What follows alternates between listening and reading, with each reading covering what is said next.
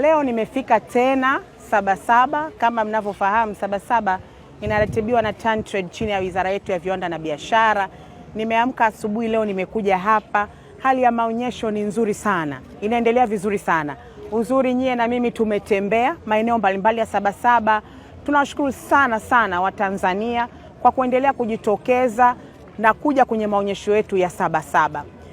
Sabasaba hii ni kubwa sana. Wengine wanaweza akasema kwa nini waziri niko hapa kila siku? Ni kwa sababu kwa siku moja huwezi kumaliza mabanda yote. Kwa hiyo ninakuja kila mara ili kuweza kuangalia namna maonyesho yanavyoenda. Na leo tumeanza kutembea, tumeenda kwenye banda letu la Nida pale, la Nida Textile, wazalishaji wa kanga na nguo zingine za cotton. Na ndio maana tunaendelea kuwasisitiza Watanzania, fursa hapa ziko nyingi za kujifunza, lakini vile vile kupanua mawanda ya biashara. Tumetoka pale Nida, nyie tumeshuhudia teknolojia mbalimbali ambazo ziko Sabasaba. Tumeshuhudia pale kuna vijana ambao wanazalisha matofali kwa kutumia miamba ambayo ni imara sana.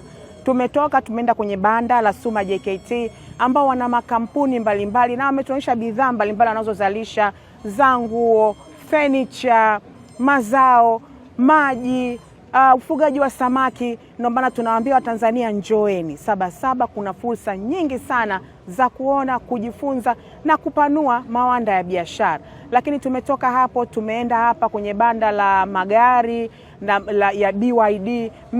Tumeona magari ya umeme ambayo ni hybrid ya umeme pamoja na mafuta, lakini magari ya CNG ya gesi kwa 100% ambayo yana uwezo wa kutembea mpaka kilomita 600 ukishajaza gesi.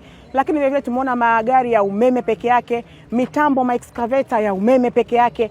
Kwa hiyo kwa kweli tunawasisitiza Watanzania kama ambavyo tayari wanafanya kwa kuja kwenye maonyesho haya, na wengine waje. Fursa za kuona hapa ni nyingi mno kwa kweli. Sabasaba mwaka huu imeshamiri mambo mengi mazuri.